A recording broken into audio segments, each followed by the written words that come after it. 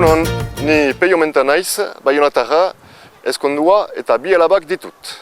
Lanbide bezala, alde batetik etxepare lizoan ezitzailea naiz eta beste aldetik erlezaina. Bi lanbide hori esker, gazteriarengandik baita ere gure inguruamenetik hurbil sentitzen niz. Politikoki eniz lotua alderdi batekin. Baina EHBaien desmartxa hastapenetik sustengatzen dut. Iaz, kantonemenduko hauteskundeetan ene burua aurkeztu dut. Eta aurten, Lorenz Arduanen ordezkari gisa berriz parte hartuko dut.